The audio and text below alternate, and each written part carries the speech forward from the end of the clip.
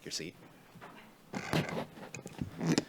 All right, well, good afternoon, everybody. I'd like to call this meeting to order of the Humboldt County Measure Z Advisory Committee. And won't you all stand and join me to salute our flag?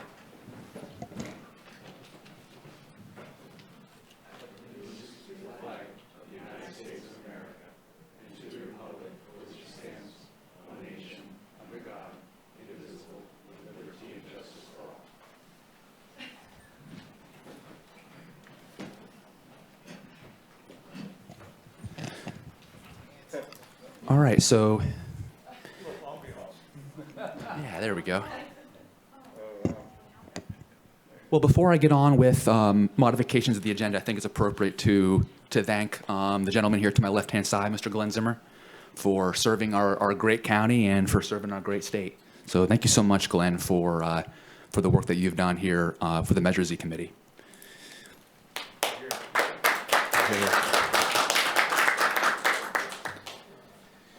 You were asked to make decisions, and you did, and it's tough, and I appreciate that personally. Is there any modifications to the agenda that anybody in the committee would like to make at this time? Okay, not seeing any. Let's head to public comment. Is there anybody in the room here that wants to offer public comment on a non-agendized item? Kaylee, do we have anybody online? No, we do not. All right, thank you so much. All right, so let's move on to discussion items. And our first discussion item is updates from Measure Z recipients. And it looks like we're going to be starting off with Star Ambulance Service.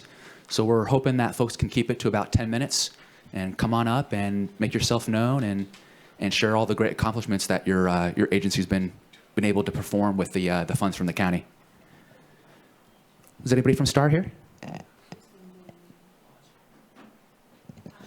Do you see anybody online from Star? Sorry, Chair Robbins. No, there's, can you, do any of you know a name from Star? I believe it's Brooke Ensminger. Okay. Oh, she is on, but she's not unmuted. So, hang on. There you go. She's unmuted. So, Hey, Brooke, can you hear us? Hello? Hey, there you are. Hello? Hello. Yeah, I can't hear the meeting. The board of supervisors are muted and the CAO is muted. Everybody's muted. I wonder why. I think they're probably just getting set up. This is Darcy Miller. Okay, I had a thing pop up saying you wanted me to unmute. Oh, I don't know. I'm on mute. can you hear us now? The screen told me to unmute. I didn't know Brooke? why. Brooke? Oh, that was it's Chief Dave from Fortuna. The CAO was muted, so. Can you guys hear us now?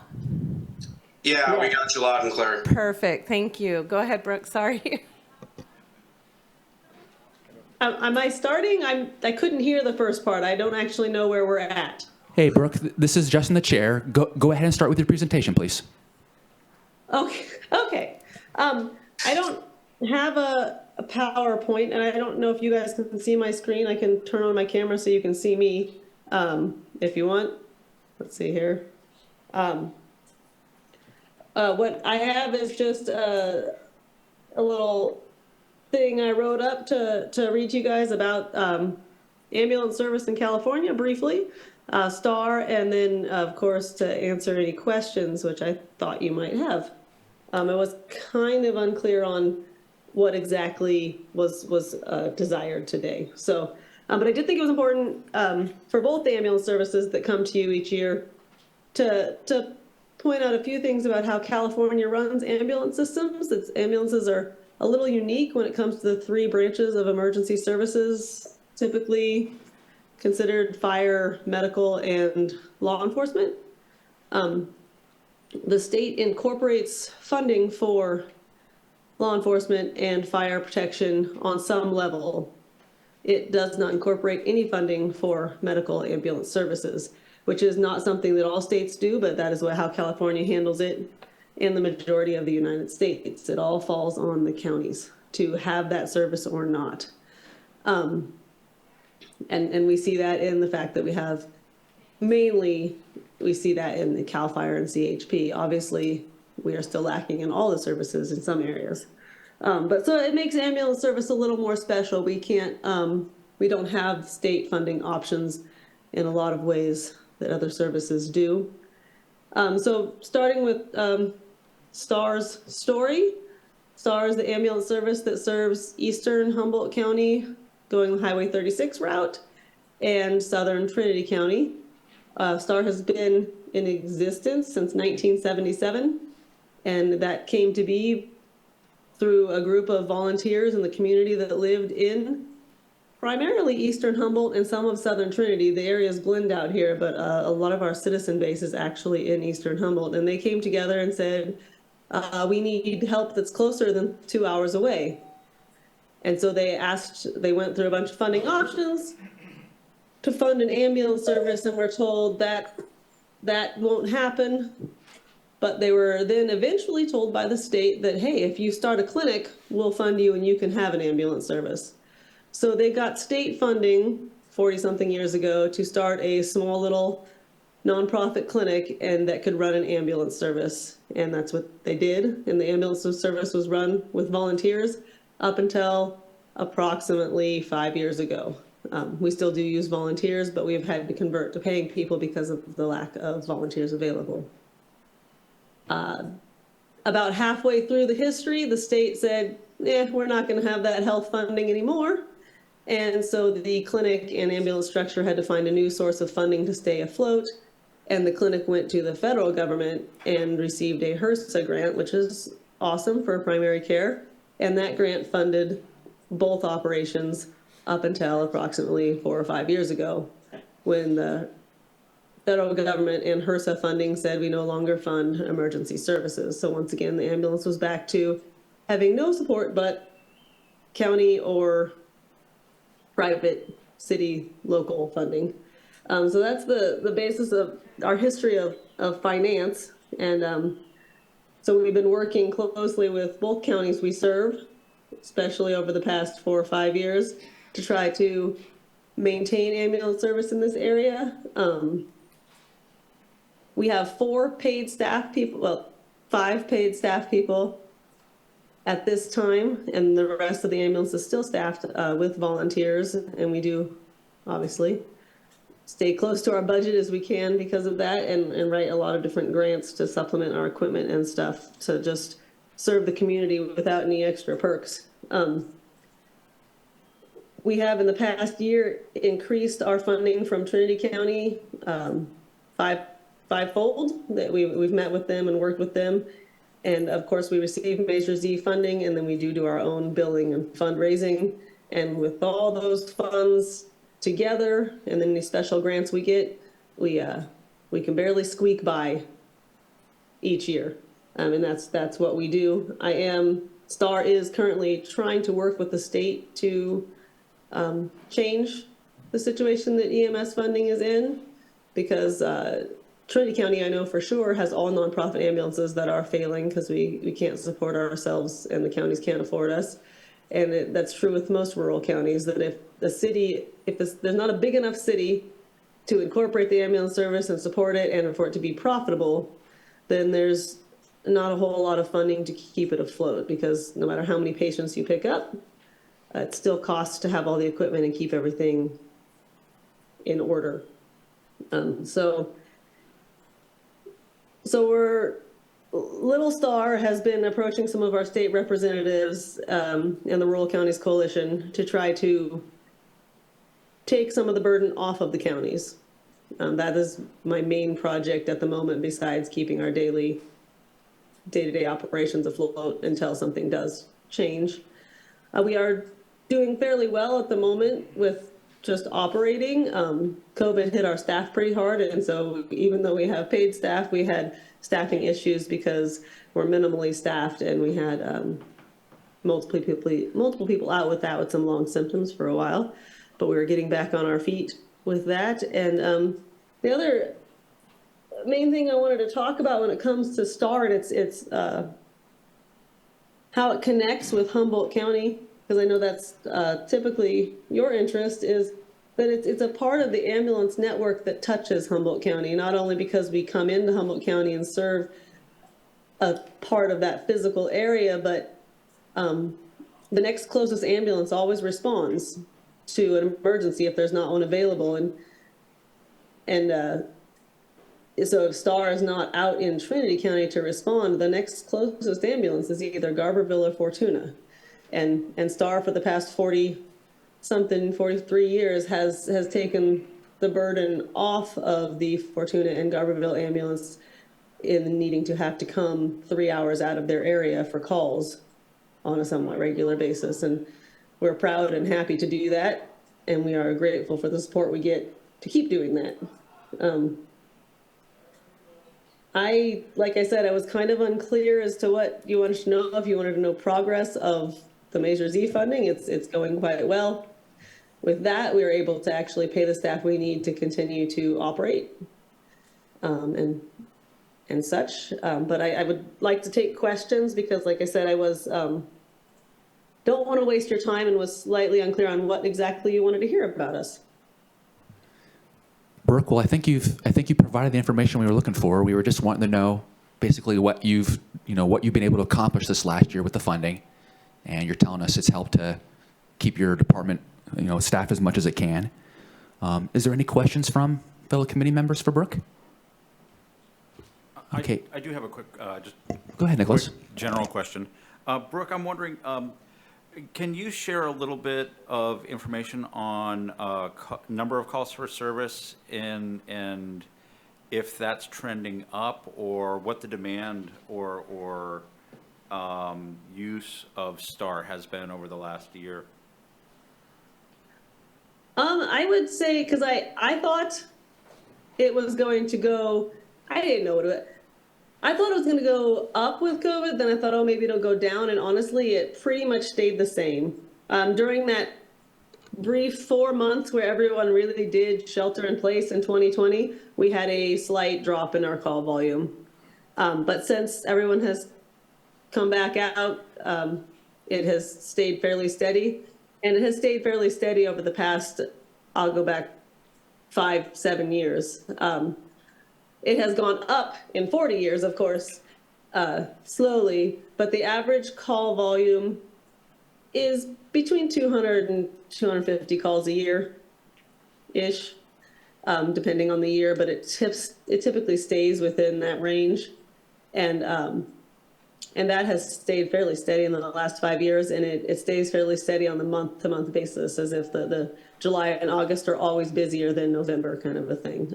But it has stayed steady, whether it was at first the timber industry that brought us a lot of our calls, and tourism. Now we have tourism, and we had the marijuana industry. And I thought maybe it would drop off with that dropping off, but it has stayed fairly the same. So I think that we are mostly just picking up locals and tourists as we would be, but it has stayed the same. Brooke, thank you so much for your report, and please let all your staff members know that the committee greatly appreciates the service they provide to the eastern part of the county. So thank you so much for what you're doing there. All right, let's move on to Kimaw Medical Center, and we have Rod in with us. Come on up, sir.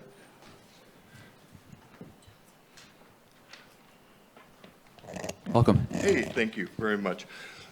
I'm not good at public speaking. Both our CEO and our finance person are over in Washington, D.C. Well, what am I doing here? Bring this up? There you go. And I got hearing aids. I'm old. I'm learning, I'm getting old, but I'm still in the field and I'm still doing it after 32 years. I'm still out there doing my thing, and I love doing what I do still. If I wasn't going to be a manager, I'd still be doing my care, especially for the area of Willow Creek. Real quick, I'll get back on track here. They're not here right now, but I want to thank you guys very much. And are you, Glenn, are you leaving? No, I was just chairing. You're just chairing your hand. Okay. I just wanted to tell you thank you if that was for all the years and everything you've done for us. And presenting this to the the Board of Supervisors. We appreciate that and everything you have done for us over the years. Basically, what this comes down to, I was in the same as Brooks. I didn't really know what to come up with, but I kind of, hopefully I'll give you an idea and you'll be able to answer me some questions. But basically what we've done over the years, we're able to provide in the Willow Creek area a residence that were within 4 minutes to any call within that area, as far as in the resident area. As far as outside, going 6 miles to the east and going down 14 miles to the Redwood Creek, and also on 90, that's on 299, and on 96, we would be going back about 6 miles. We covered that area. And what's nice about it that we're able to do is we're able to be there in a timely manner. We're able to respond. We have 2 units that are that we do place in the Willow Creek area, and these are GSA units that we use. Are 4x4s or F-350s. And anybody that's gone up over our mountains and our hills, you understand that what we have to go through as far as the ice and the snow and everything else. We've got to have these really good rigs. And as far as being in a rural area up above, we're an hour away, and we're probably an hour and 10 minutes from St. Joe's Hospital, which a lot of our patients we take there because of the specialties that they have. So those are just things. As far as the units, real quick, I'm going to just throw it at you. We pay $2,300 a month for those units, each one. 61 cents a mile. We put on a lot of miles. We're not 10 minutes from the hospital anymore. We are right there. And as far, I mean, we're a long ways away. And we got to carry all the good stuff. We carry IOs to actually enter into the bone if we can't get into the bone marrow, so we can get IV access if we need to. We just do a lot of different things, and we carry all this stuff. We have a $32,000 heart monitor that does fantastic things. It will pace somebody all the way down. Willow Creek, basically what it comes down with them, and I know I'm kind of all over it, but I'm thinking of something else I want to go with. But as far as Willow Creek goes, there's a lot of elderly people there. We deal with quite a few of them. And some of those calls can be pretty critical. They can come down. As far as the medical calls, it's a majority, probably 1/3. Well, I would say it's 1/3 elderly people that we deal with, and then we're dealing with, of course, pediatric, and then we got the mountain ranges.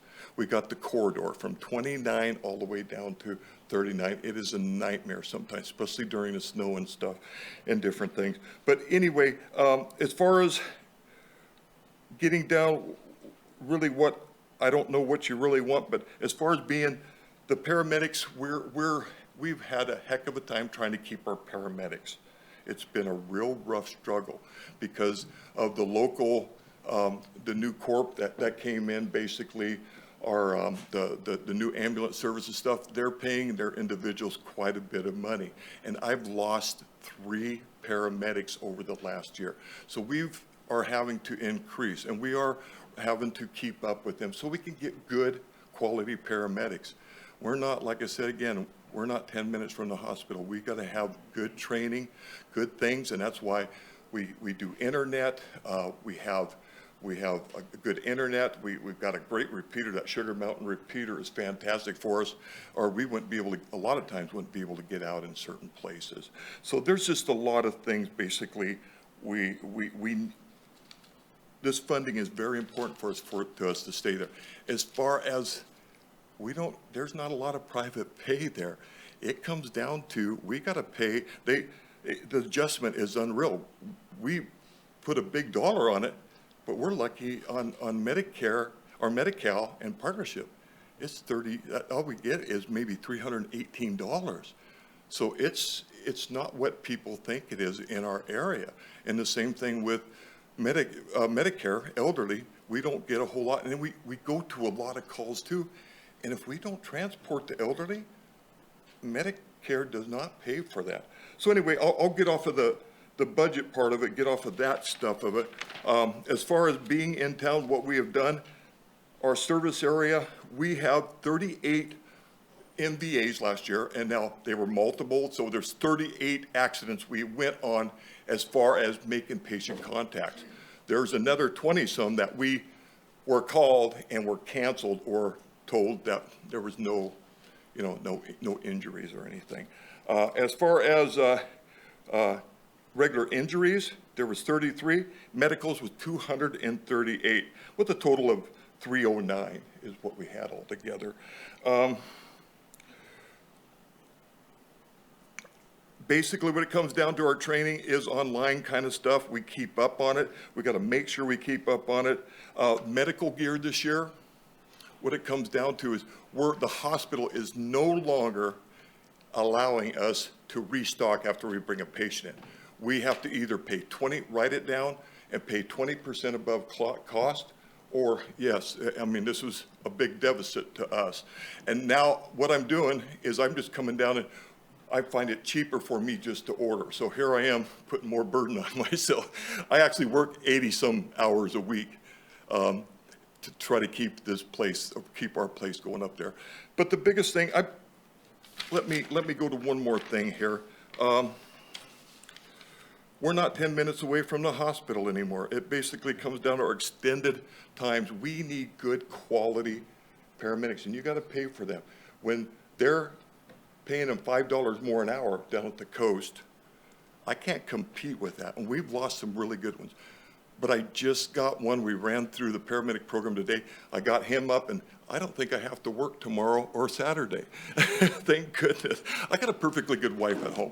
So anyway, I want to be home. So basically, we do optional scopes of practice. There is 2 to 3 drugs that we carry that the other agencies do not carry, because we're in a rural area and we carry these medications so we can provide better care for somebody. Like I said, I've been here for 32 years. I was here when we weren't in Willow Creek. We would get a call, we would take off, we would get there, and upon getting there, hopefully we got there in time. It took about 20 minutes to get there, and all depends on what time of the year, the road condition and everything. So am I getting close, buddy? 2 minutes, okay. Well, what I'm gonna do is, if there's any questions, I know I'm all over the place and I apologize, but I'm gonna leave it up. If you got a question for me, I'm pretty good at answering questions. Is there any questions for Rod? Well, sir, thank you so much for the work that you're doing, and thank you for providing that report. I think one of the takeaways for us here is that the funding that was provided, through the Board of Supervisors upon recommendation of this committee is ensuring that there's not a shortfall of service for your ambulance service in the Willow Creek community and points beyond, right? That the funding is able to keep the operation going, and Well, it keeps us there. It keeps us there and keeps us with the right equipment and appropriate type of equipment and different things.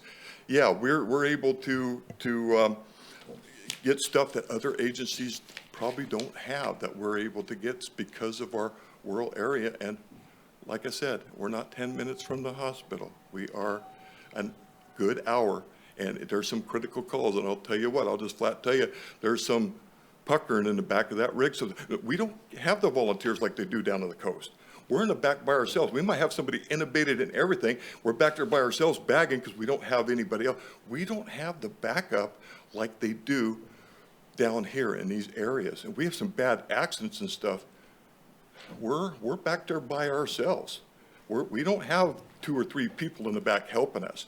And the volunteers, they're volunteers. They don't jump in and go down with us. They got jobs and things too. So anyway, I hope I've answered your questions.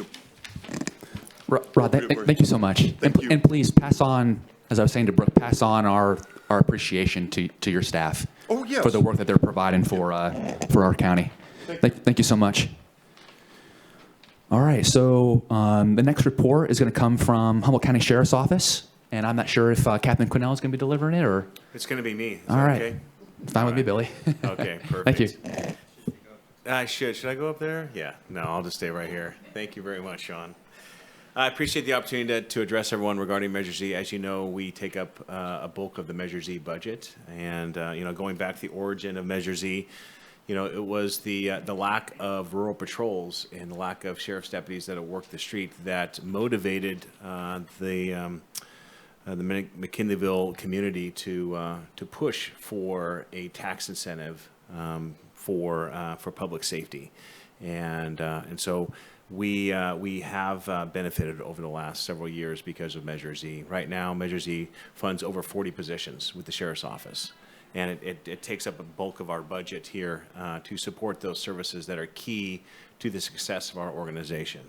And some of those are, obviously deputy sheriff positions. We also have sergeant positions, community services officers. And what we added last year was several dispatchers. And what we want to do is we did a study on our dispatch center, and we found out that we were understaffed for the amount of work that we do have, as well as we want to expand services. We want to be able to offer emergency medical dispatching, potentially even fire dispatching in the future. But to do that, we have to get our staffing levels up. And Measure Z and the Board of Supervisors realized that and funded 4 positions for our Emergency Communications Center. So that is really, really key. We're getting emergency medical dispatch equipment up there right now, as well as the support. And recruitment has gone very, very well. Right now, we're 2 dispatchers down.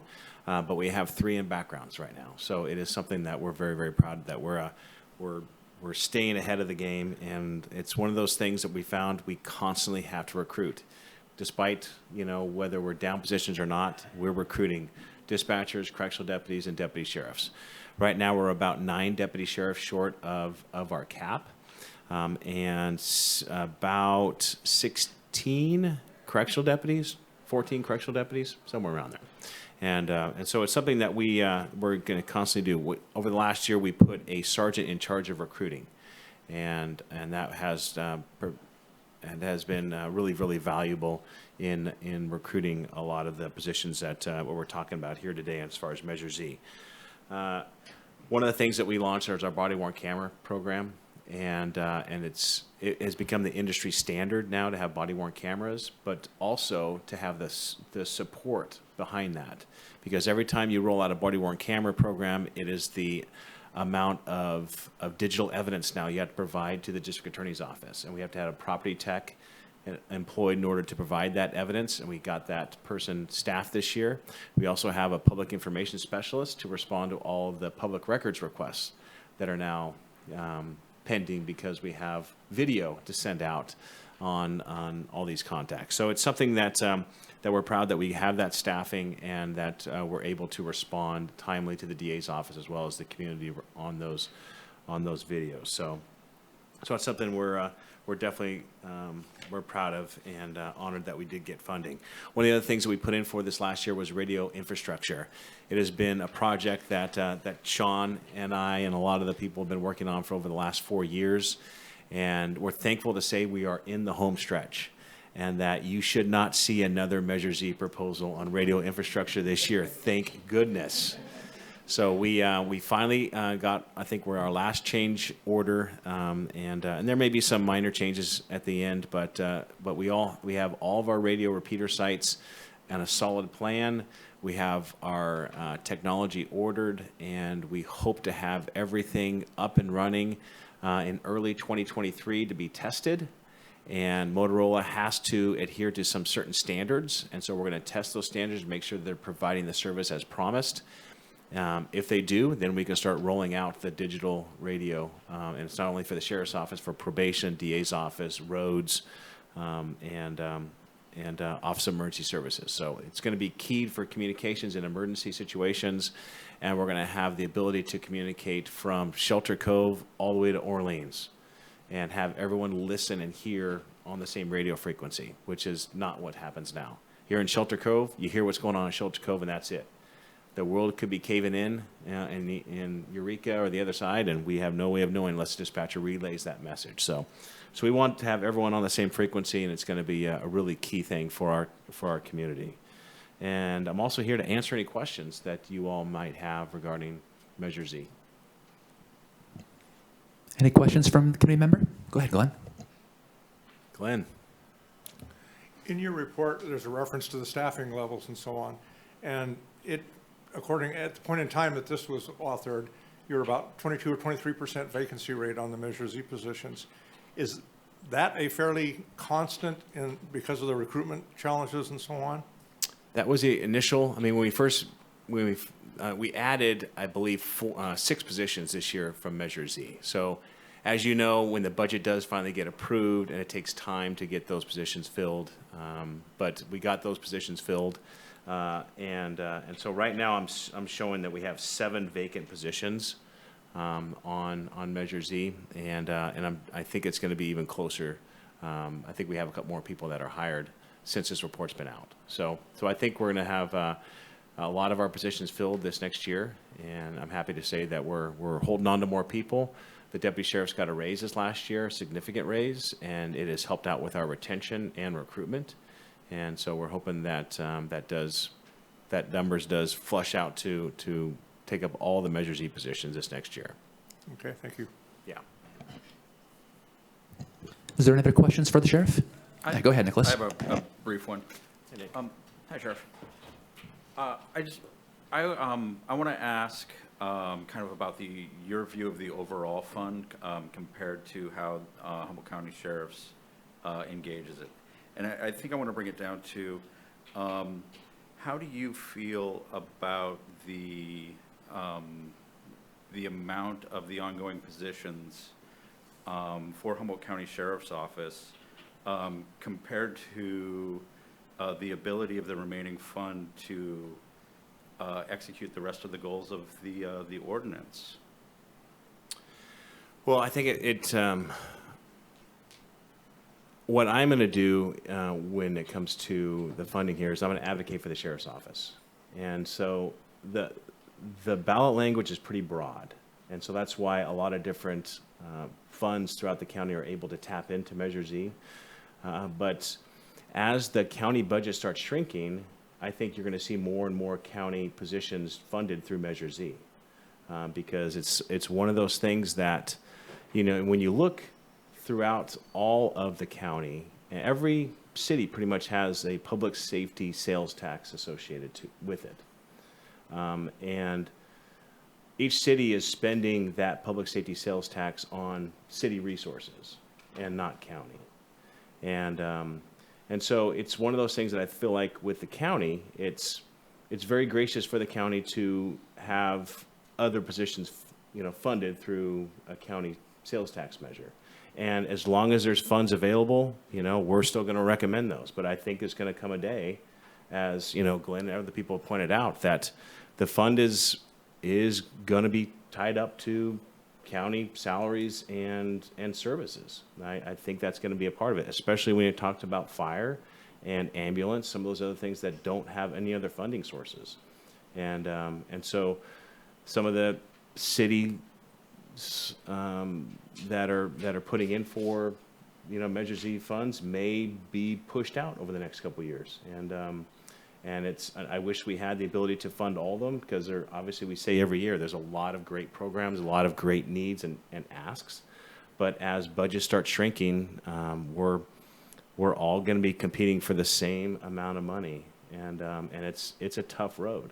We already do it in the county, and I feel like it's always an issue in budget times, because other county departments have so many other needs, and the sheriff's office takes up a bulk of the general fund, and it's sometimes sad because roads gets pushed out when they have a lot of needs, or some of the other things like library services get pushed out, and so it comes down to priorities and what priorities the board of supervisors are going to push forward. And so that's going to be that tough road ahead. I appreciate the answer. I just really felt I had to ask because I really want to, in this venue, hear your point of view on that topic. Thanks for asking the question, Nick. Thanks, Nicholas. Any other questions for Sheriff Hansel? All right, not seeing any. Let's move on to the City of Arcata. Chief Ahern, come on up, sir.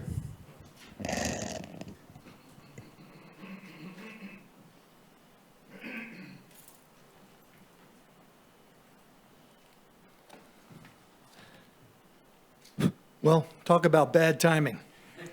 I'm one of those cities that gets Measure Z funds.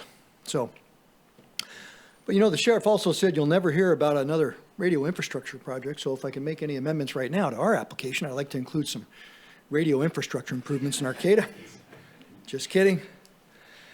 You've all been very generous to us, and we know that. And we know there are a lot of needs in this county. And we certainly do not place ours above any others. And we, too, we know there'll come a day when the city of Arcata is going to have to figure out a way to keep our juvenile diversion and school resource officer programs moving along on our own or seek other funding. But to have the opportunity to come before you today and give you an update on what we've been doing with the money we're grateful for that. And obviously, we hope for continued support to the degree that you can recommend to the Board of Supervisors. I know the chair's been asking for what we've been doing in the last year. I've got some data that is for this fiscal year so far, and then I can really summarize some more of the yearly, but it's consistent. It's been consistent since October of 2016 when you started to help fund our juvenile diversion and school resource officer programs. And really that's where this money lives, is in the schools. And we all know how important it is to support our students and our families, those especially who are in crisis and struggling with just getting by every day. And that's what our personnel are doing, is really saving lives, not from an ambulance perspective, which is extremely valuable, not from, you know, a firefighter or a deputy sheriff perspective on the scene where you can see that life being saved before your eyes. Obviously, no more noble service, but in ways that oftentimes you can't measure because you don't really know the impact of what your programs and your personnel have had on these kids and their families till maybe years, if ever.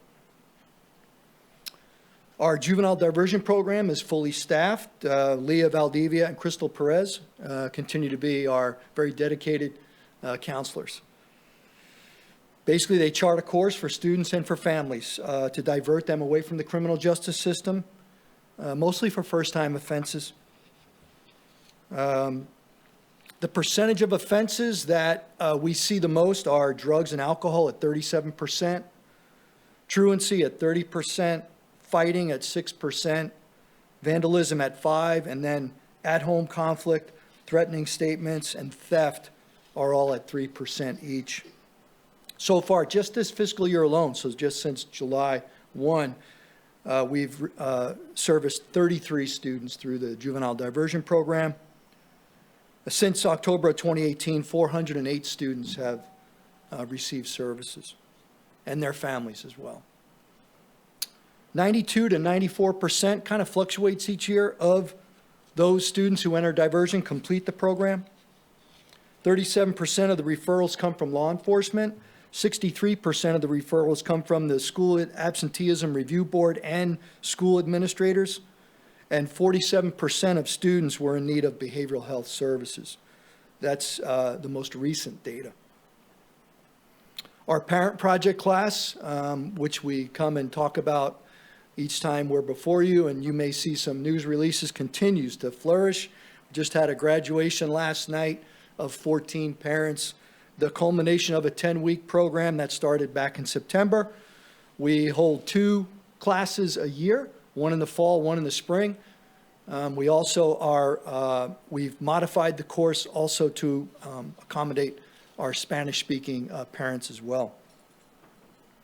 The graduation last night was at our host school for this program, Pacific Union School. We're grateful for their support as well.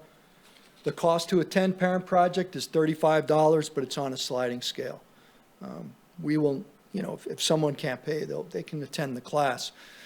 What's also really neat about this course is that for every presentation once a week, the parents get a dinner, and there's childcare so that they can, you know, fully participate in the program and we've got staff to feed them and to take care of their kids so that they can really focus in on the strategies that they're being presented with.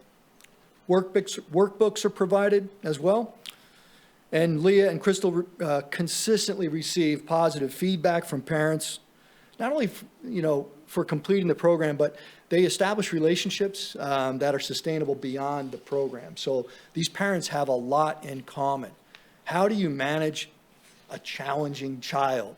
And so from this program, they build relationships that last for many, many years.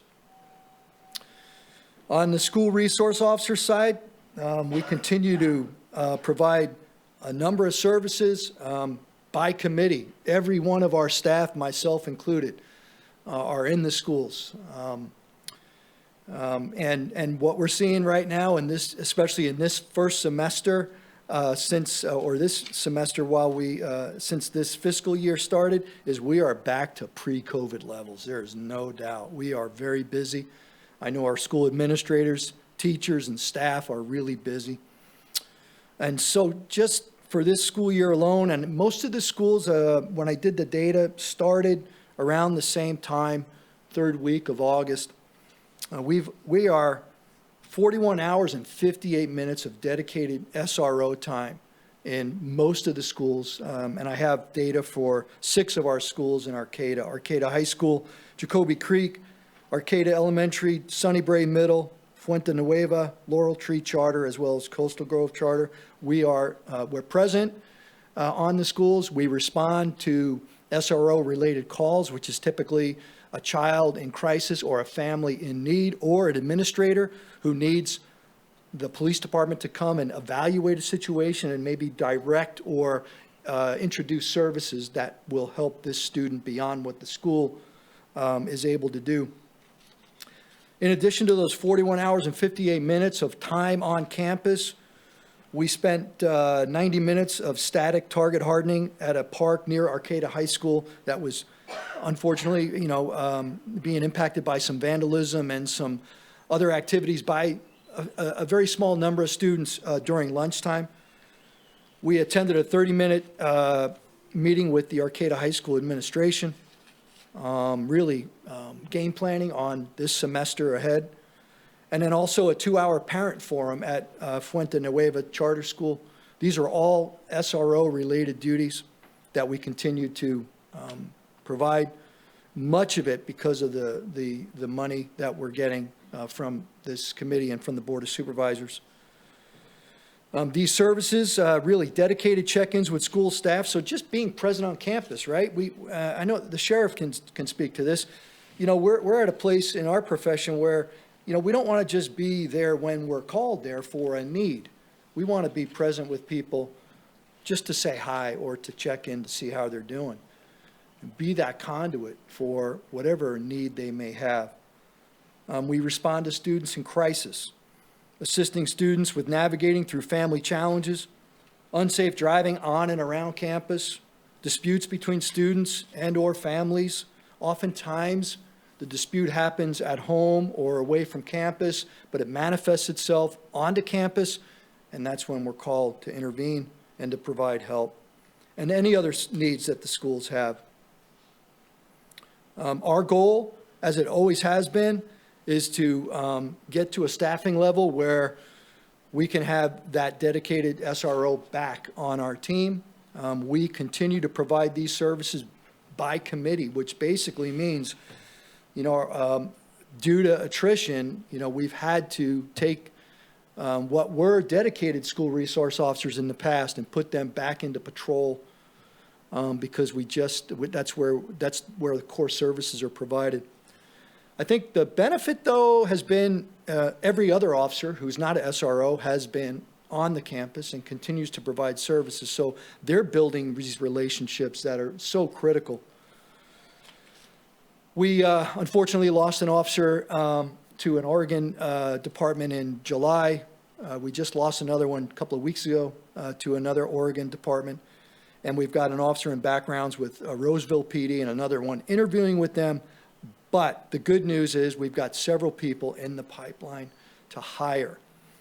And our goal, because we want to stay true to our application and that is to have, not only provide these services, but to have dedicated personnel to it. I've got a lateral applicant right now who we are giving a conditional job offer to. Once I get that position staffed, then we will float a competitive process in the department and select an SRO. I mean, we have a number of priority positions. I've got to get an agent back to the drug task force.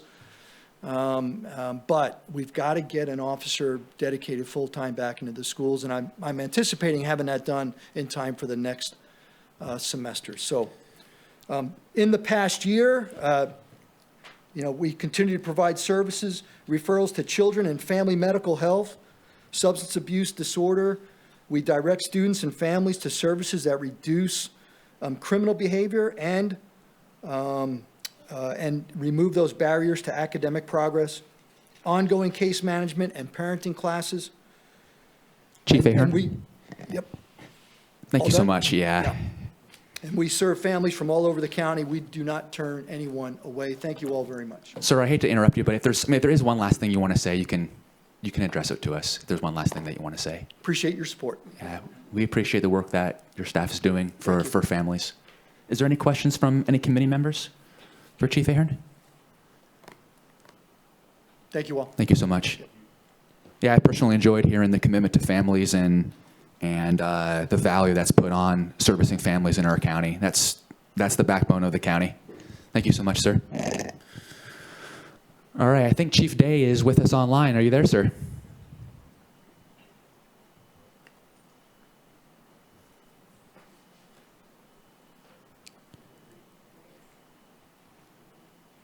Chief Day, it looks like... Okay, I'm assuming that was for Fortuna PD. This is Chief Day. Can everybody hear me okay? Yes, we can, sir. Okay, give me 1 second. I'm just going to share my screen.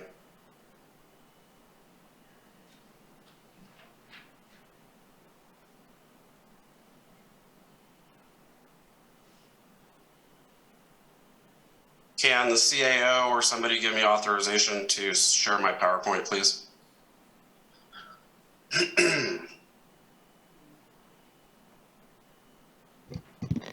Chief Day, this is the clerk. Hang on 1 second. This isn't a setting I normally No problem. No problem. deal with. Thank you. I'll try to get into it, Nikki.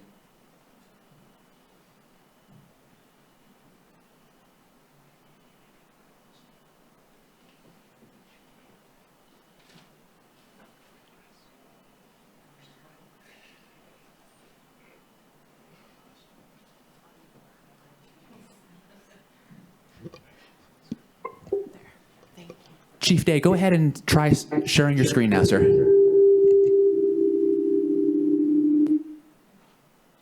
Okay, so I think we have it up. If I could just get a thumbs up from somebody or a verbal that my PowerPoint's up. Yeah, we see it. Go ahead. Oh, outstanding.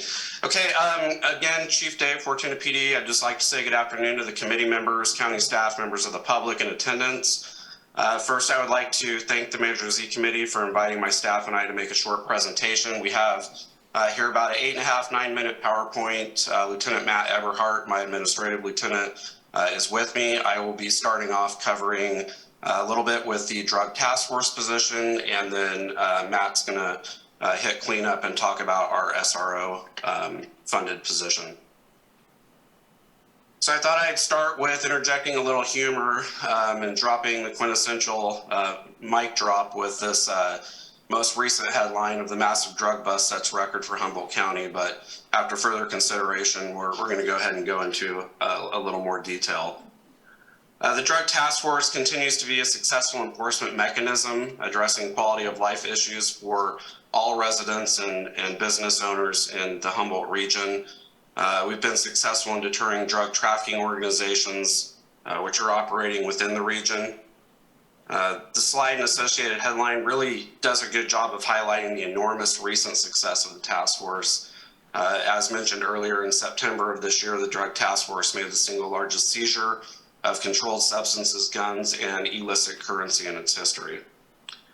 A full complement of staffing within our Drug Task Force is more important than ever before. Law enforcement must do everything in their power to rid our communities of dangerous drugs, and with the onset of fentanyl and carfentanil, substances are only getting more lethal.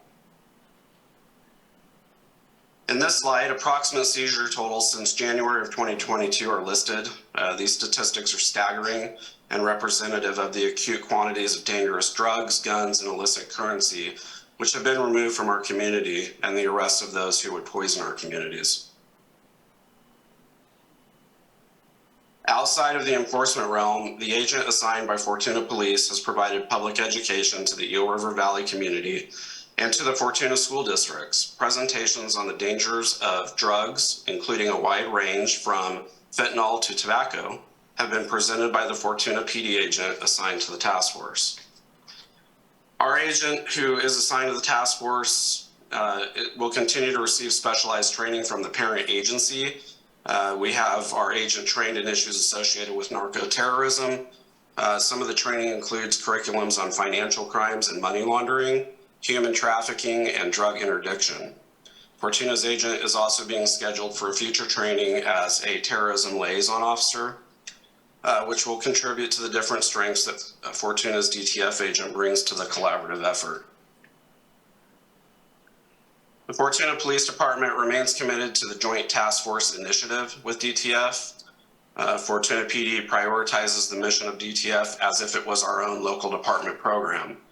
Despite the overwhelming success of DTF, the Fortuna Police Department has frequently and consistently contributed assets to DTF missions, including our narcotic detection trained canine teams and our problem-oriented policing team. So in short, the PD is doing everything that we can outside of the position funded to give back to the task force when and where we can.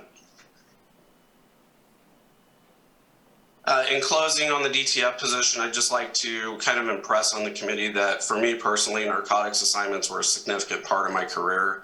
I'm honored and I wholeheartedly appreciate the opportunity to bring that past experience and insight to the Drug Task Force Executive Board as we continue to collaborate towards our successes.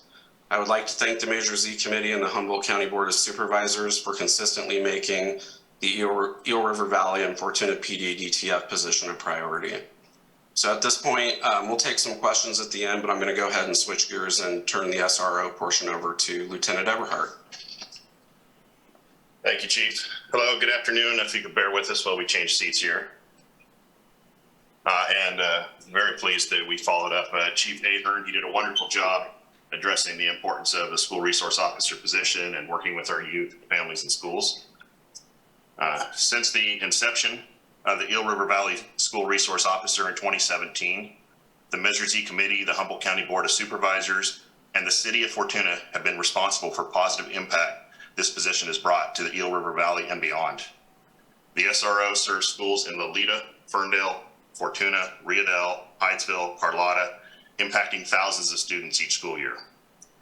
The SRO position is a vital position, preventing and responding to school-based crime, promoting safe and positive school climate, providing vital safety training to our school staff, educating and mentoring students, bridging the gap and fostering relationships between public safety, educators, youth, families, communities, which is extremely important in today's society. We'd now like to share a few examples from the past with Measure Z and the things that this position has provided. The SRO prevented and investigated many threats of mass casualty incidents to our schools, threats from explosives all the way to threats of active shooters.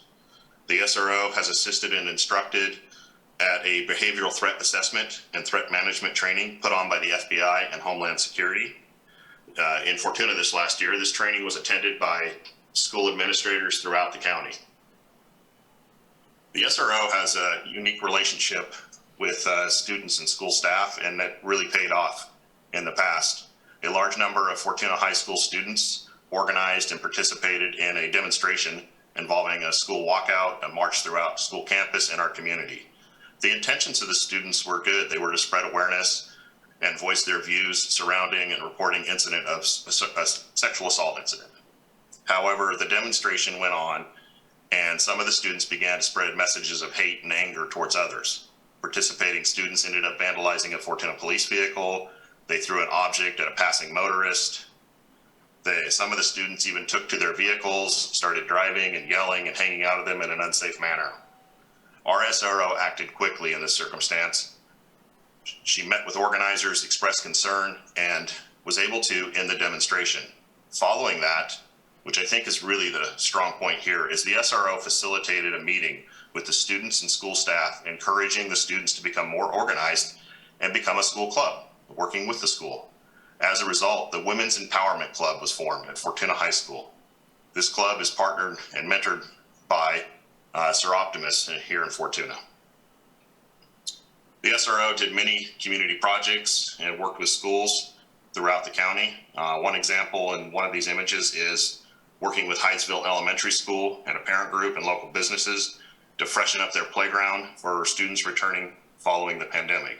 And we all know how important that was, to make sure our students felt welcome after not being able to be in school. This last year, the school resource officer received the national award for her exemplary service. The National Association of School Resource Officers awarded SRO Frank the Regional Exceptional Service Award for Region 9, which encompasses 6 states. The service that SRO Frank provided and the impact she made was recognized at the national, state, regional, county, and department level. Lindsay embodies the high level of service our agency is committed to providing. As stated, these were just a few of the highlights. And what we're really excited here to share is we had a very seamless transition from SRO Frank to SRO Dylan Burley. Over this last year, we engaged in a very comprehensive internal selection process, and we're proud to say that Officer Dylan Burley was selected. In April of 2021, prior to the school year, he attended SRO school, ensuring that he was trained and ready to step into the position. SRO Burley is a native of Fortuna in the Eel River Valley. He's a Fortuna High School alumni. He's active in our community. In his off-duty time, he coaches football, which you can see there with his team at Fortuna High School. He's been involved with coaching and working with youth for over 6 years. SRO Burley has a great rapport with students and families and school staff and youth sports in this position. And prior to starting the school year, SRO Burley also has he's very passionate about threat response to the schools. And he is an instructor of an active shooter, and he hosted a training at Fortuna High School with school staff.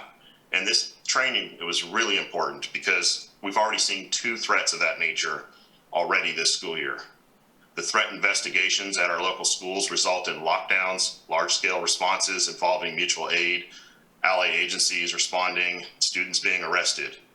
SRO Burley is instrumental in these investigations. SRO Burley has made the rounds. He's met with school staff and administrators throughout the county, talking to them, figuring out how they can work together. He participates in many community events, school events, he works with families. He's a great role model. He's worked really hard at reestablishing teen court services in the Eel River Valley, and he utilizes that when encountering first-time juvenile offenders. He is working on reestablishing our Explorer program, which is currently in the implementation phase. We're looking forward to working with the youth in this program and having them be a shining example to others. He's partnered recently with the Humboldt County Sheriff's Office to conduct a joint presentation to students at Riadale Elementary School on the dangers and consequences of vaping. Once this presentation is completed, he'll be rolling that presentation out to other schools throughout the county. And we all know that there's a direct correlation with students coming from very challenging lives with truancy and criminal behavior. So SRO addresses each of these aspects. He investigates child welfare, he works with family, he serves on the Student Attendance Review Board, he works directly with school staff. He actually, some of the community school, he does joint responses to welfare checks, works with the student and families to find out, hey, what can we do to help get you to school? He proactively works toward preventing criminal behavior and investigates crime. And our youth are our future. And it's extremely important that we invest in them and do everything we can do to keep them safe, combat criminal behavior, and set them up for success. we're extremely grateful for the support that Measure Z Committee and the Board of Supervisors has given us. And thank you, thank you for making the communities of the Eel River Valley a priority. And I'm going to turn it back over to Chief Day.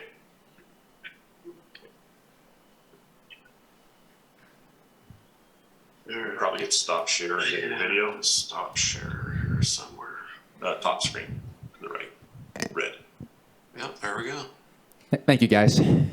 Do we have any questions for All right, Chief thank Day? you again. That concludes our presentation. We'd be more than happy to answer any questions from the committee. Go ahead, Ginger. I don't have a question, but I really want to commend the Fortuna Police Department for having a seamless transition from one SRO to the other to serve that community. That was awesome, really awesome. Thank you very much, Ginger. Any other committee members want to say anything? Chief Day, my compliments to you and your staff for the excellent presentation that we received. I liked, for what it's worth, I liked seeing the photo of the bust. Might be a good photo to put up on a billboard at the south and north end of the county. And I also really liked seeing the photo with all the school emblems on it and all the mascots. And this committee really appreciates SRO Frank and SRO Burley for the fantastic work they're doing. And as we've been talking about, providing support to families, keeping kids in school so they're learning, and how important that is, that kids are learning and not getting into trouble, basically. So thank you so much for the excellent report, and you guys take care. So that concludes the number of reports that we've received for Measure Z updates. I'm going to go ahead and go ahead, John. Chair Robbins, I believe the public defender is also here as well. Chair Robbins, sorry. I'm getting notes that they can't hear you. We're having issues. I've heard when we have our board meetings that we're having issues with some of the mics. So can you maybe try not to be so close? It's that mic in particular, you lucky person. So, and How's then that? try that, and then I'll ask if on the board if they are on the Zoom if they can hear. Thank you. Sorry. That's all right. I think, are you guys for the Public Defender's Office? Come on up here and introduce yourselves. Welcome. So I'm Luke Brownfield, Public Defender. This is Marie Essig, our business manager. She's going to speak first about some of the funds that we're using now, and then I'll speak second about the funds that we've been getting for the last 5 years. Good afternoon. We received last year $200,000 from the Measure Z committee to integrate our client management, case management software with the court's case management software. They're manufactured by the same company, so that was an opportunity for us to streamline some services and improve some efficiencies between the offices. Currently, right now, at least twice a day, we download information from the courts and then we manually enter it back into our case management system. So if we can eliminate that process and improve some others, then we can redirect some of our services that are currently heavily involved in that into reporting and data collection. That's becoming really critical, we're finding, with grants and also with some legislation that we're seeing having to do with indigent defense services. It's not going to be long before we're going to have to report much more information about our clients' demographics as well as outcomes, hours spent on specific cases and whatnot. So by the money that we've been given through the Measure Z committee, that's going to be really helpful, and we're very grateful for that. That money was received last year, as I stated, and we haven't really gotten so far on the project because with COVID, the courts was not available to really begin a pretty extensive project. We have, however, began that process. Just last month, we had 3 representatives from our software vendors spend some time in our office. We're able to upgrade to the latest module or version of our software and began to outline the process that we'll need to begin this. It's going to be a rather lengthy project, I believe. So you have any questions about that? All right, thank you. And so as far as Measure Z and the Public Defender's Office in general, Measure Z obviously great for the community, adds to the safety. Billy got, I think he said 40 deputies, and there's other police officers. Well, all that, those extra police officers create a lot of new cases. 90-something% come to the Public Defender's Office. Billy also spoke about the body-worn cameras, which is amazing. We love the body-worn cameras, but we have to watch every single one, and sometimes it's hours and hours of just watching arrests or watching whatever's happening on the body-worn cameras. We literally have to watch every single one. So what we've done with the funds for the last 5 years, we've hired one misdemeanor attorney.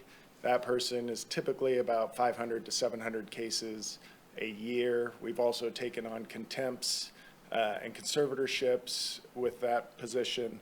And we've also added an investigator to the conflict office, basically watching a lot of the body-worn cameras, investigating cases. That person handles about 1,000 cases. So we're very grateful to be able to just keep up with the additional caseload, and that's what the Measure Z funds has allowed us to do.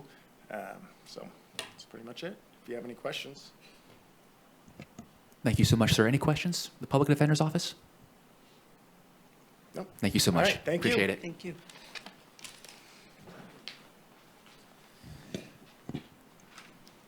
Well, that's the last of our audience inside the room here, but is there anyone online that wants to give public comment on the Measure Z reports that we received?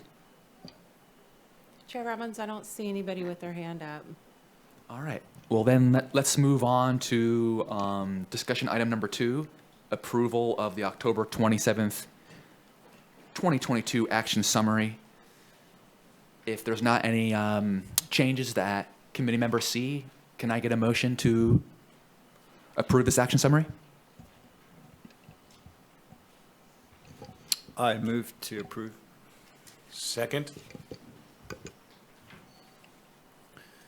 This motion's been seconded. Do we do all in favor? Just raise our hands, or do we want to do a roll call vote? Yeah, Chair, I think that we can all just raise our hands. We don't have anybody online today, so we can go ahead and do that. Any discussion from any committee members?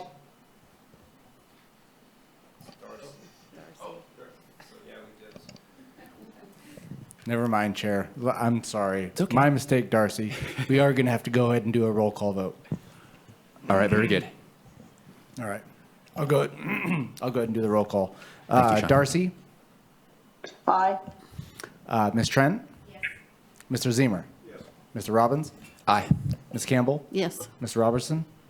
Yes. Sheriff Hansel? Yes. Mr. Bronco? Yes. And Mr. Cole? Yes. Thank you. Pass the 9-0. Excellent. All right, let's move on to discussion item number 3, County Administrative Office updates. What do you got for us, Sean? All right. Thank you, Chair Robbins. So this item comes out of the last meeting that your committee held on October 27th. It's a couple financial updates. Things that we have done in the past. We're kind of checking in and see how those projections have materialized. So as a reminder regarding item D3A, back in September 2019, the chair of your committee was authorized by your committee to send a letter to the chair of the Board of Supervisors expressing concerns that ongoing salary costs are decreasing the amount of discretionary funding available for Measure Z expenditures. In response, a working group from the committee, the board, and along with county staff met in early 2020 to forecast revenues and expenditures for the next several years. Attachment 3A is the result of that work, and this information was agendized for your full committee on October 8th, 2020. A couple things that you will notice right away is that the revenue projections based on that projection done in, I think, February of 2020 are quite a lot lower than actual revenue that has come in. So those projections were done before the onset of COVID, and as your committee is well aware, sales tax has increased substantially over the last couple years. I think the key thing that we are looking for, and what your committee expressed at that time, was the ongoing salaries taking up more and more of a majority of the Measure Z revenue that's available. The projections showed about 75 to 78% of ongoing expenditures, salary costs, and services and supplies, between 75 and 78% annually for several of the years going out, I think going out to 23-24. 78% was in 23-24. And that trend has held basically true. I will say that, as no surprise, the ongoing salaries have gone up, but at the same time, ongoing revenues from Measure Z have gone up also. So that is that piece on the long-term projections that your committee wanted to revisit. So I'll pause there in case you guys, in case your committee wants to talk about that at all, before I go on to the next piece. Any questions for Sean for any committee members? I'm correlating a bunch of different documents from different times, but I just wanted to verify that my kind of general sense of this is correct. In looking at a combination of the recently provided documents and the ones back from 2020, it looks to me like the expenses in the 22-23 year are about 22% above what the projection was at that point in time. Correspondingly, the revenue is up actually 27% above what the projection was. So even though the expenses are kind of asymptotic to the revenue, at this particular point in time, the revenue has actually outpaced the expense increase by about 5%. Is that correct? I haven't done that exact calculation, okay. but I would assume. Yeah. I guess the part of it that I think is worth some discussion is, from a policy perspective, the committee has just kind of made the default assumption over the past years that there is an automatic value and the best and highest use of the money is continuation of the existing positions that have been, authorized by the Board of Supervisors in previous years within the county structure. When there was a, reasonable balance, and obviously your concept of what reasonable balance is varies based on where you sit.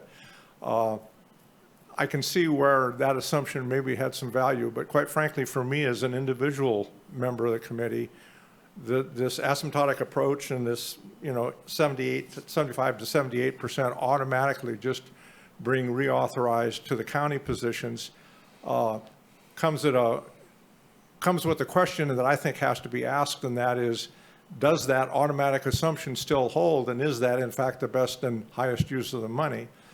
I say that in the following context. I fully appreciate, respect, and expect the sheriff's office and the public defender and the rest of the county entities to advocate on behalf of their particular respective departments, and I respect them, and I think that's their obligation. But that's a little bit different responsibility than I see the committee having. The committee, I think, is charged with saying, is this the best and highest use of the money available?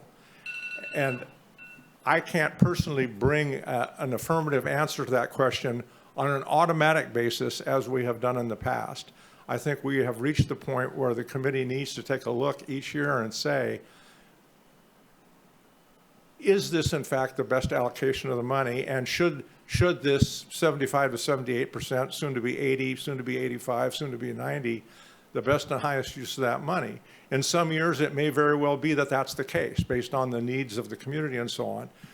But my concern is actually at a pretty simple level, and that is I've always allocated my votes based on the fact that I thought the majority of the residents of the county should have access to the very basic services that make their lives a little bit better. So in my mind, I'd like to see some level of law enforcement. I'd like to see some level of fire protection, and I'd like to see some level of emergency medical service available to the vast majority of the residents to the degree that we can make that happen. And we are very rapidly approaching the point in time at which, if this continuation of the automatic reauthorization to the county departments is followed, we will no longer have the capability to do that. This year alone, if you allocate a reasonable amount just to the fire agencies and the 2 ambulance services, the discretionary money is gone. And so that leaves the cities that have, counted on this money high and dry. So again, I don't want my comments to be construed in any way as denigrating the county departments. That's certainly not my intention. But I think we do have to talk as a committee about our responsibility to try to make the best and highest use of that money. And I, as an individual member, can no longer automatically assume that means funding the county agencies at the level they've been historically funded. I'll give it a try here. Thanks, Glenn. Would any committee members like to respond or add anything to what Glenn had to say? Go ahead, Nicholas. I absolutely, I'm coming from a different angle on the same problem, because emergency response is dealt with differently in each district of this county. And my 4th district is different than the rest of the county in how it calls for emergency are handled. But with that, stepping outside of that, looking at how we evaluate the applications just that come in front of us, the thing that I'm most disappointed about at the moment is how the funding the found funding that had been carried over for 2 years was all allocated into a single year's group of applications on a year that we had described as a bellwether year where we got to really dig into some programs that needed that we had deferred. Now, as we're coming into this year, we are finding ourselves in a deficit, not a deficit, but with less projected money than would support the services that we would hope to provide and have provided. And I'm wondering if we're at a point where this committee needs to get to a point where we say there are applications that fit Measure Z that we might not recommend for funding. Because as a committee, we think that this is not the highest use of this fund. And it's with full knowledge that the Board of Supervisors makes the choice of how the funding is dispersed, but do we begin to make recommendations to them that certain applications should not be funded? Because I really feel that if we had done that with last year's applications, we would have more of a functional fund to bring into this year with uncertainty in the revenue stream. Go ahead, Sean. I have 2 questions. I'll go backwards. One, how are we gonna deny or refuse to fund something if it meets the criteria of our task? And our task is to provide a recommendation, and that's it. And 2, how we don't vote on any of the rollover or automatically approved county positions that have been traditionally funded. So what authority or power do we have over that at all? So we'd have to reconstruct the whole system to address what I'm hearing the 2 of you say. Yeah, it's a concern. We've identified this for all the years I've been on this committee, which I think is 4 now, that this is a shrinking issue. But there's very limited choices that we can make as a committee. We've attempted to communicate with the board. That hasn't really been successful with changing anything. But it's a very, I'll use the term wicked problem to try to solve on this level, let alone at the supervisor's level where it really needs to be addressed. But the erstwhile task we have is to provide the best service back to the county community per the ballot measure language, and that is a difficult task for us. Thanks, Sean.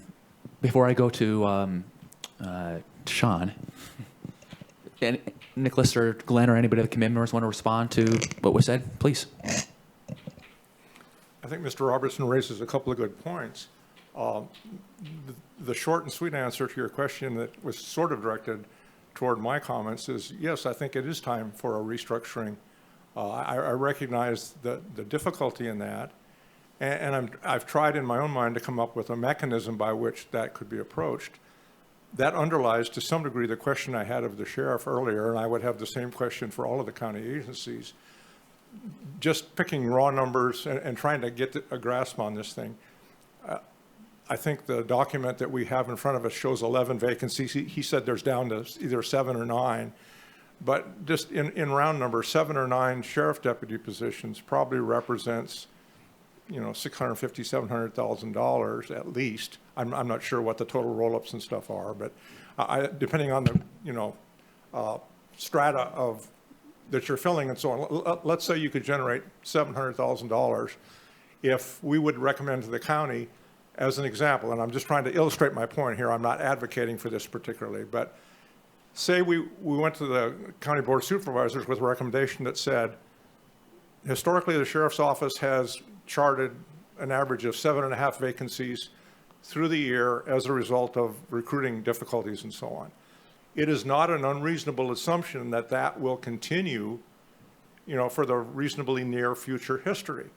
So maybe instead of allocating the money represented by those 7.5 positions to the county sheriff's office, and I know I feel like I'm picking on the sheriff, but it's an obvious example. So, you know, so say we recommended to the Board of Supervisors, our recommendation is that we fund on an ongoing basis, instead of 46, we authorize 39.5 positions within the sheriff's office, use the 7.5 equivalency that we gain to fund STAR and the Valley's ambulance service, as an example. And that $700,000 or $800,000 would pretty much cover STAR and the Valley ambulance service. In my mind, in that time, that one-time decision, and I think these decisions have to be made on a one-time basis, there may become a point in time when, in fact, it is more important to pull that money back and give it to the sheriffs or the public defenders or the district attorneys, because the relative benefit to the community for the expenditure of that money is actually greater. And I totally respect the possibility and the likelihood that that would happen. But where we're to the point where we're likely this year not to be able to even fund basic fire services, basic emergency medical services in a significant portion of the county, to me, it's worth a little time and effort and sweat to say, it's time to look at this in a hard way, and maybe there is an alternative mechanism to the one we've historically used. Even if the one we've historically used has been relatively fair and relatively equitable, I'm not sure that fairness and equity exists in what I consider to be kind of a new environment. Go ahead, Billy. Thanks, Justin. Glenn, no offense taken at all. You know, I understand it completely, and just like with Nick's question, it is something that we all should be concerned about. However, it's to bring home the chief's point is that our committee is an advisory committee to the Board of Supervisors, and so if we want to request that they take a hard look at every application when it comes to their level, they can choose how to fund every Measure Z application or every Measure Z budget. And so they can look at the district attorney's office, public works, probation, and refine those however they want. I don't think we as a committee should lose our focus, and that is to vet every application to make sure that it meets the criteria of the Measure Z funding, and then put the proposals together and rank them. Now, if there's more money because the Board of Supervisors wants to pull back on one of the county departments, then there's more money for them to fund one of the higher priority applications that this committee chooses to push forward. I would highly recommend that we go that way, because if we try to tell the board of how to spend their money or what they should do, there's probably going to be a little bit of pushback. I've tried to do that in the past, and they sometimes don't like that too much. So, but I just think we need to we can bring those questions to them like we've done it in the past. We can author a letter and push that forward to them like we've done in the past. Things to consider, but I honestly don't think we should lose our focus on the committee and process applications. And if we only have 3 that we can push forward to be recommended to be funded, we can put some higher priorities behind those. And if they do find money, they could fund those, just like they did this year. There was a little bit more money, and they were able to get dive deeper into our list, and able to fund some things that we didn't think were going to fund this year. So, Tammy, 1 minute, please. Go ahead, Glenn. I certainly respect the sheriff's viewpoint, and I wouldn't disagree with some of the fundamentals of it. I'm going to make the statement, it's probably going to get me in trouble, but it's an honest statement from my heart, and that is, quite frankly, on the examination of this particular aspect of the county expenditures, I think this committee has done an excellent job for the 8 years that I've been here. I think we've been honest and above board in the way we go about it. And quite frankly, and this is the part that'll get me in trouble, I think this committee is more functional right now than the Board of Supervisors is as regards this issue.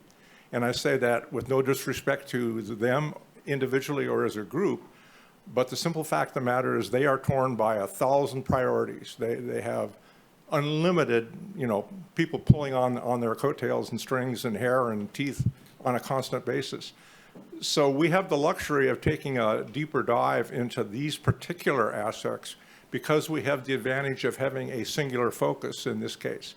And I totally respect the position of the committee as a recommending agency to the Board of Supervisors, but I think we would serve the community and ourselves and the Board of Supervisors well if we were to take a realistic look at the realities that we face in this new economic time and make a decision as a committee. And I may be the sole member who feels this way, I don't know. But I think that the fundamental circumstances have changed to the point that it's almost commands us to take a look at our historic practices and say, do these historic practices fit the current circumstance we find ourselves in today? And are they serving the community, and the members of the community in the best possible way? And at this point in time, for me, that's a difficult affirmative answer to come to. And I say this with no malice toward any individual or agency, but the fact of the matter is, like I said, this thing is going asymptotic. They're going to be the same line very, very, very soon. And then can we as a committee go to the community and say, we did our very best to try to allocate this money in the most beneficial way for the overall community if in fact 100% of it is all going to county agencies. It may be the case that we make that examination, and that is exactly the determination we come to. But I think we would be remiss if we didn't make the examination. Thanks, Glenn. Go ahead, Tammy. I think there's a couple things we need to start looking at, and that is funding more positions. I think we need to really look at those carefully because those are the ones that are ongoing every single year.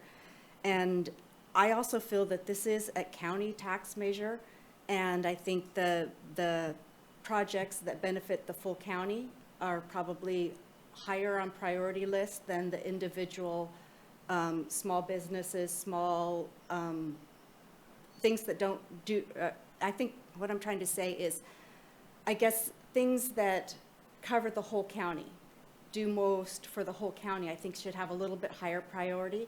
I also don't feel in the past that things have to be 100% funded. I think positions that can't be funded other ways need to be, but there's other projects that there's pieces thrown in there that don't necessarily need to be funded. I think those can be cut back a little bit. But in the long run, I do feel like it's a county tax measure. And what we need to recommend are the projects that benefit most in the county. That's just my opinion. Thank you, Tammy. Bob, go ahead, sir. I have a question for Sean. With respect to unfilled positions, when it comes to the mid-year check-in with where the Measure Z balance is, are the unfilled salaries within county positions, is there a salary savings that's rolled back to be reallocated elsewhere to other applications? Or are those positions still locked up for that entire fiscal year? So at the halfway through the year, we typically check in with county departments and when we can, outside agencies to get their projections on what they're going to spend for the year. And that is a lot of the funding that we use to continue going down the list to fund additional applications. So if I understand you correctly, and pick on Sheriff Hansel once again, that if he reports back mid-year that he was unsuccessful in filling all the positions and X number of dollars to date hasn't been used, he still has a desire to attempt to fill a certain number of positions for the remainder of the year, it could potentially free up a half a year's worth of salary for a position if it had remained unfilled at that point. That's correct.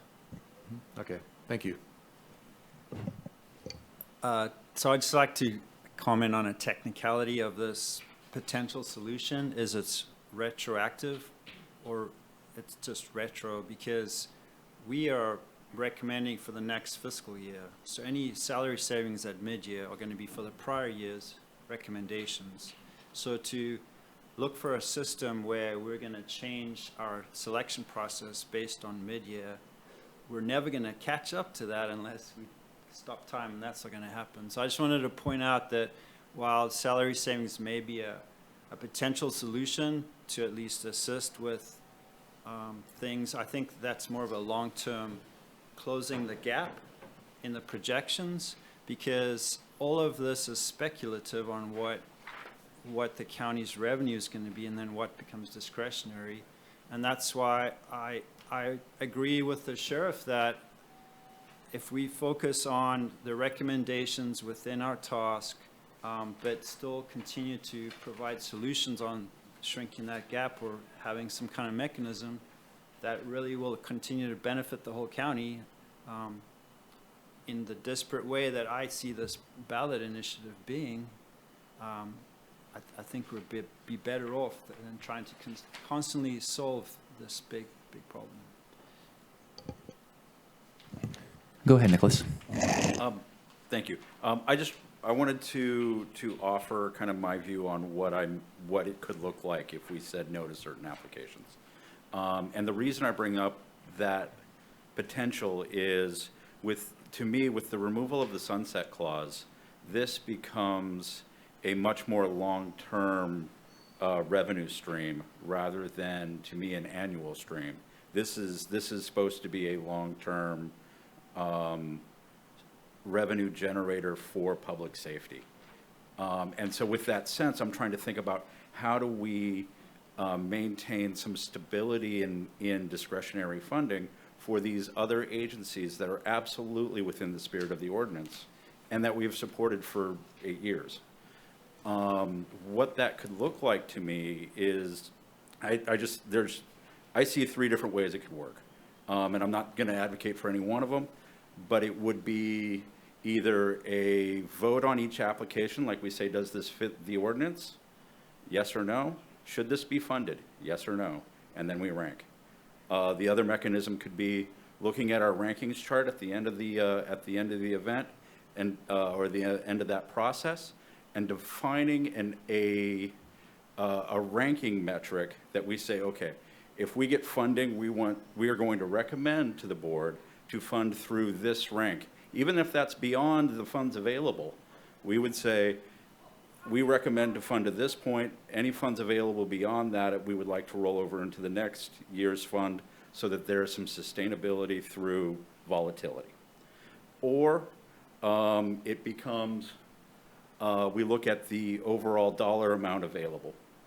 And we say, we have, say this year we have, what, about 2.5 to allocate. So we say maybe we recommend funding 20% beyond that amount, and anything beyond that we try to roll over, and that 20% is just that, I'm just pulling that number out of nowhere. We create a recommendation for an amount beyond what the projection is, because we know it's just a projection.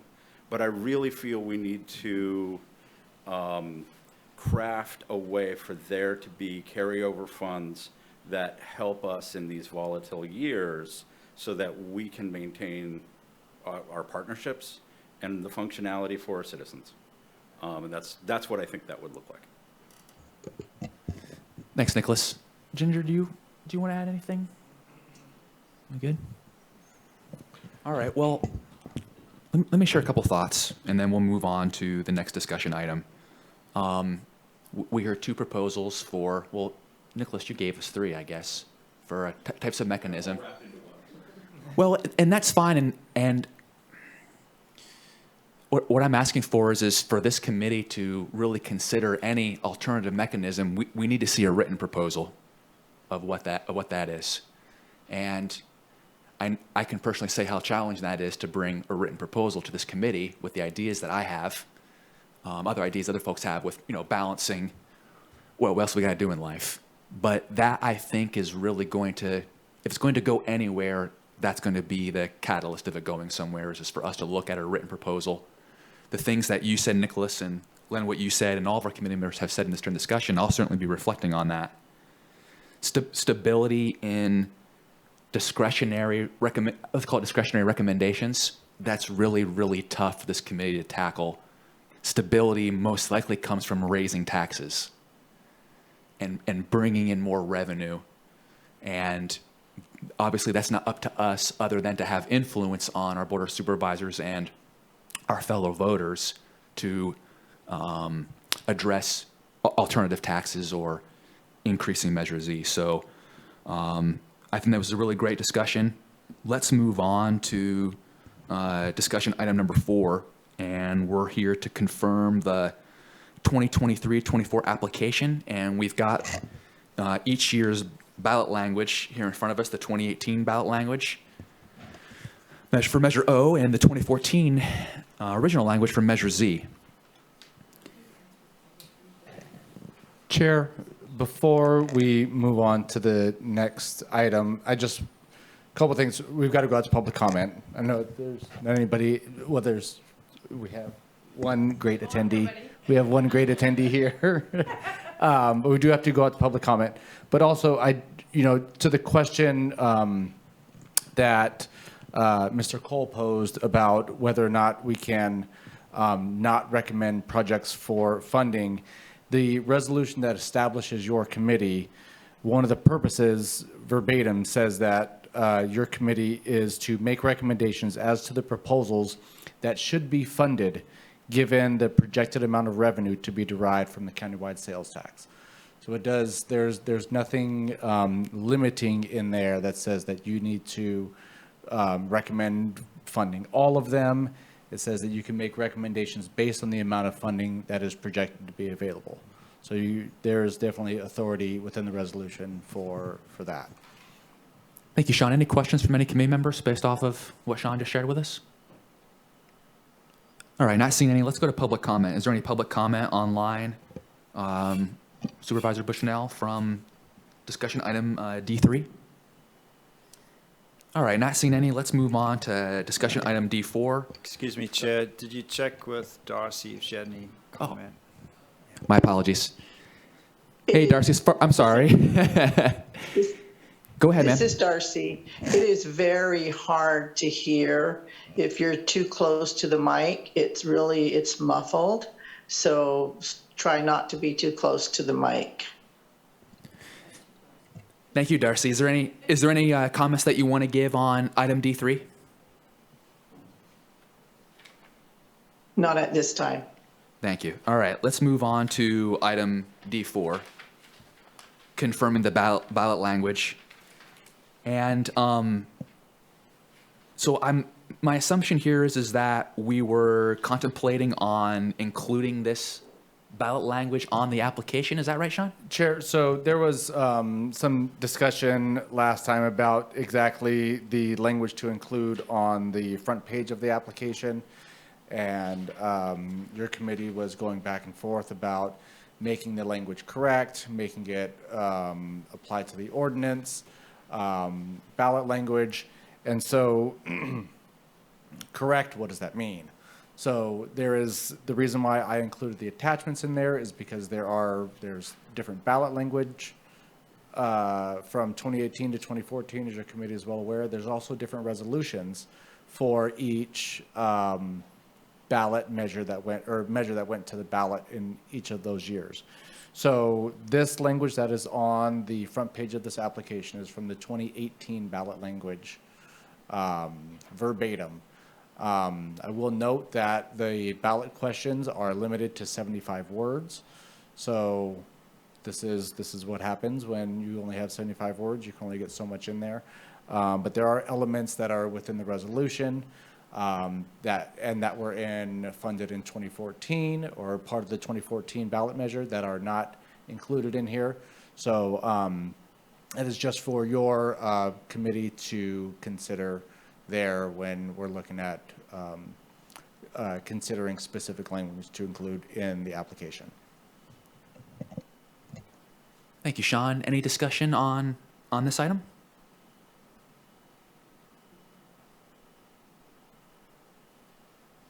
What about any public comment? Any public comment online? No, Chair, I see nobody on there with their hands up, I mean. All right, very good. Well, seeing no comment on this last discussion item, that brings us to the adjournment of the meeting. But before I call adjournment here, Sean, when are we coming back here for our next meeting here in Eureka?